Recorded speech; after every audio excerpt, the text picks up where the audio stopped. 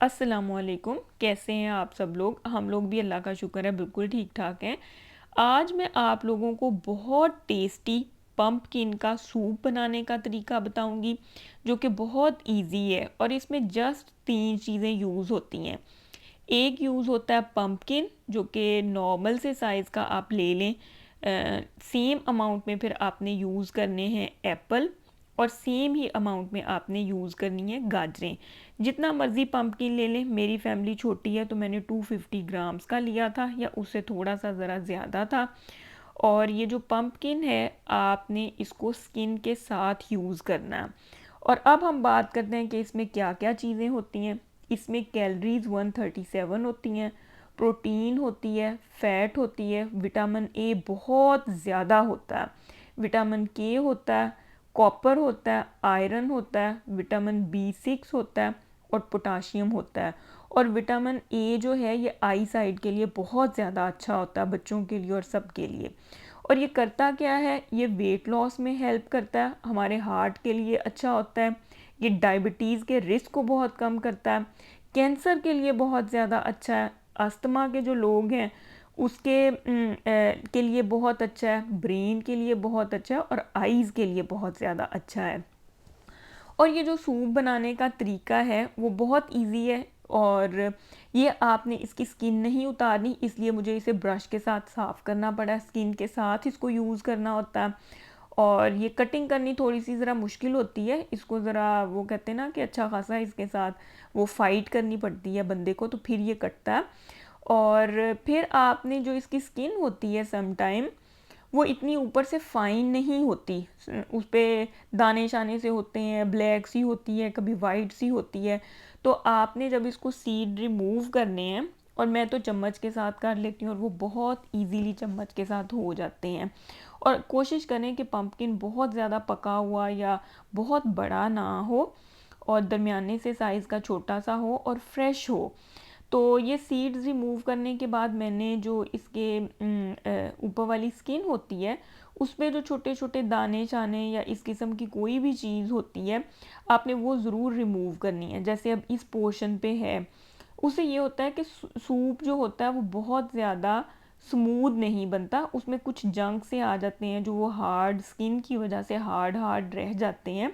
तो कोई भी ब्लैक डॉट हो, वाइट डॉट हो, या स्किन आपको फील हो रहा है कि यहाँ पे ठीक नहीं है, जैसे अब यहाँ पे एक वाइट उस पर धपड़ी सी बनी हुई थी, तो वो मैंने उतार दी थी, रिमूव कर दी थी। तो आप कोशिश करें कि उसकी जो फ़ाइन फ़ाइन स्किन है वो रहने दें, बाकी सारी चीज़ें रिमूव करके, जहाँ से ग्रीन पोर्शन हो या कुछ भी हो, वो सारा कुछ रिमूव करके तो आपने छोटे छोटे पीसीज में कर लेना है इसको। और फिर आपने जो एप्पल हैं और जो गाजर है उसकी आपने स्किन रिमूव करनी है। और जो एप्पल हैं उसकी आपने बहुत फाइन करके स्किन रिमूव करनी है।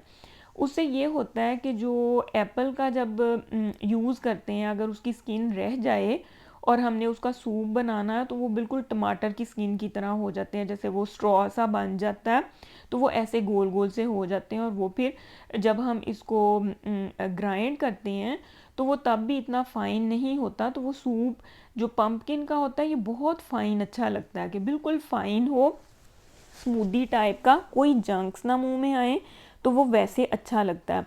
तो फिर मैंने गाजर को छिलका उतार लिया था, और साथ ही फिर मैंने एप्पल का उतार लिया था। लेकिन एप्पल की आपने केयर करनी है कि जब आपने उसकी स्किन रिमूव करनी है तो वो ब्लैक सा होने लग जाता है। तो नॉर्मली मैं तो ऐसे करती होती हूँ कि दोनों चीज़ें पानी में डाल के बॉयल होने के लिए रख देती हूँ, उतनी देर में फिर मैं एप्पल काट काट के उस पानी के अंदर ही डालती हूँ, तो वो ब्लैक नहीं होता। तो आपने एप्पल की बस ये थोड़ी सी केयर करनी है कि वो ब्लैक ना हो।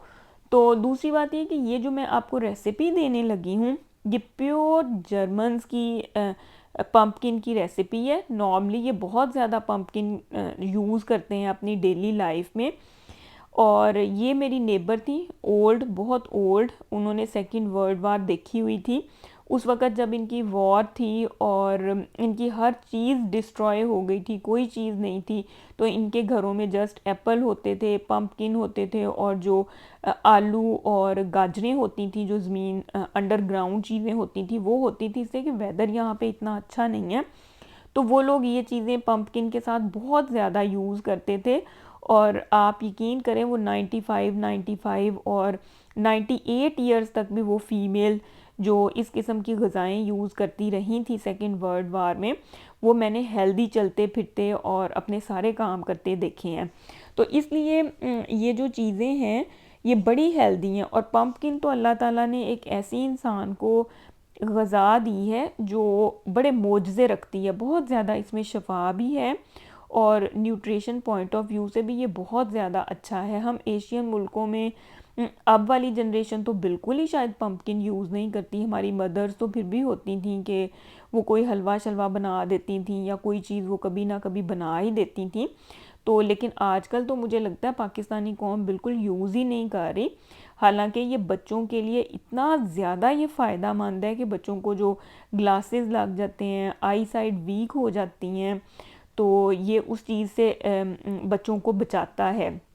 तो आप कोशिश किया करें कि ख़ुद भी बहुत ज़्यादा हेल्दी खाया करें और अपनी फैमिली को भी हेल्दी खाना जो है वो ज़रूर दिया करें। ये जितना पॉसिबल हो अपना ये बर्गर शर्गर इन चीज़ों से ज़रा बच्चों को बचा के रखा करें।